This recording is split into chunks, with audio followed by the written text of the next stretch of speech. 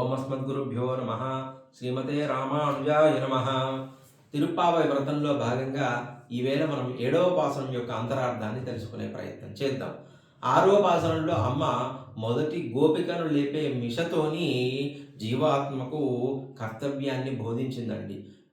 పరతత్వమైనటువంటి శ్రీమన్నారాయణుని చేరడమే అంతిమ ప్రయోజనం అని చెప్పింది. 7వ పాసనంలో 2వ గోపికను లేపే మిషతోని ఈ జీవాత్మ ముందు పాసనంలో కర్తవ్యం చెప్పింది కదా, ఈ పాసనంలో జీవాత్మ ఇక ప్రయాణం దేవుడి వైపుకు అడుగులు వేయడం, ప్రయాణం మొదలుపెట్టిన తర్వాత దానిలో వచ్చేటువంటి మార్పులను ఈ పాసనంలో చెబుతుంది. ఈ జీవాత్మ ముందుగా తైరరవం కేటిలయు, తైరరవం అంటే పెరుగును చిలకడము అని అమ్మ ఉదాహరణ చెప్పింది. అంటే మనకు చుట్టూ చాలా విషయాలు ఉంటాయండి. ఈ విషయాలన్నింటినీ మనము జ్ఞానం అనేటువంటి కవంతో చిలకడం వల్ల ఏది మంచిది, ఏది చెడు, ఏది మనకు శ్రేయస్కరము, మన యొక్క లక్ష్యము పరమాత్మను చెందడానికి ఏమి చేయాలి అని చెప్పి ఈ పాసరంలో చెప్పుతుంది.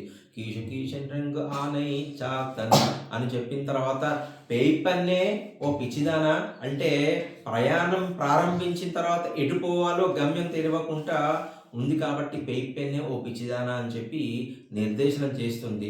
కాశం పిరప్పం కలగలప్ప కైపేరుతూ చూడండి, మనము ఈ లౌకికమైనటువంటి ప్రపంచంలో చాలా అందాలు ఉంటాయండి. అందుకనే ఆడవాళ్ళకి అందమైనటువంటి గాజులు, దాని తర్వాత స్త్రీ బంధింపబడేటువంటిది అంటే మంగళసూత్రము మెడలో వేసుకుంటుంది అంటే ఫలానా వారికి భార్య అని చెప్పడమే కదా, అంటే బంధనంలో ఉంటుంది. అంటే మనం ఈ లౌకికమైనటువంటి ప్రపంచంలో మంచి గాజులు అంటే బంధింపబడము, దాని తర్వాత అంటే అలంకారాలు బంధింపబడము, అదే కాకుండా మంచి సువాసన కలిగినటువంటి కేశపాశాలు, ఇవన్నీ అందచెందాలి కదండి. మనం ఎప్పుడైతే దేవుణ్ణి పరమాత్మను చేరదామని అనుకున్నప్పుడు ఈ లౌకికమైనటువంటి వీటిని చూసుకుంటూ అట్రాక్ట్ అయ్యి ఇంద్రియాలన్నిటిని వీటి చుట్టే తిరుగుతూ ఉంటాయి సుమా. అప్పుడు నువ్వేం చేయాలంటే నారాయణుడు అంటే నారాయణుడు ఎవరండి? ప్రకృతిలోను మరియు జీవాత్మలను రెండింటిలోనూ ఆయన ఉండి నడిపించేవాడు కదా. మరి మనం ఆయనను చేరాలంటే ఈ ప్రకృతి లౌకికమైనటువంటి గాజులు ఇవన్నీ అందచెందాలు అవన్నీ ఆయనవే కదా, మనం దాన్ని తిరస్కరించరాదు కదా.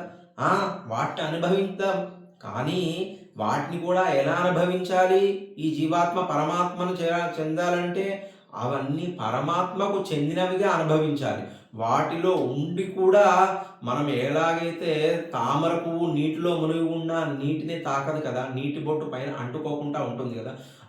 ఇదంతా పరమాత్మదే ఉంది. ఈ లౌకిక ప్రపంచమైన చెందాలన్నీ పరమాత్మవే, ఆయనకు చెందినవిగా అనుభవించి ఫలితాన్ని కూడా ఆయనకే నారాయణ తత్వానికి మనం అంకితం చేస్తే దట్స్ ఆల్, జీవాత్మకు చాలా సులభ ప్రయాణం అవుతుంది అని చెప్పి కేశవనై పాడవం నీకేటే కిడతియో, కేశవ అనేటువంటి నామాన్ని అమ్మ చెప్పింది. కేశవ అంటే కేశి అనేటువంటి రాక్షసిని, అశ్వరూపంలో ఉన్నటువంటి రాక్షసుని సంహరించిన వాడా అని చెబుతుంది. అంటే ఎప్పుడైతే నువ్వు పరమాత్మను ఆశ్రయిద్దామని చెప్పావో అని అనుకున్నావో వెంటనే మనకు కోరికలు, ఈ ఇంద్రియాలు వాటి పట్ల పోతున్నాయి కదండి, అటువంటి పోయే వాటిని అన్నిటినీ సంహరించేటువంటిది. అంటే మనలో ఒకవేళ చెడు భావనలు మనము వాటికి ఈ లౌకికములకు తగులుకుంటే వాటి పట్ల మన వ్యామోహాన్ని కట్ చేసేవాడు వాటిని.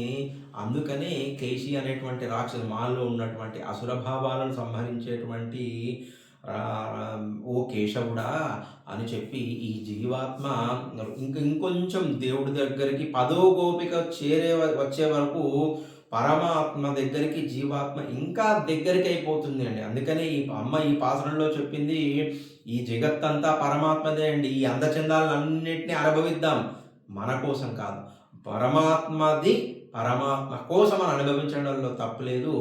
ఈ రకంగా మన ఇంద్రియాలను నిగ్రహించుకొని కేశవుడిని ప్రార్థించుకొని పరమాత్మకు దగ్గర అవుదాము అని చెప్పి 2వ గోపికను ఓ తేజస్శాలిని అని లేపుతుంది. జై శ్రీమన్నారాయణ. ఆండాల్ దివ్య త్రివడగలేశ్వరణం.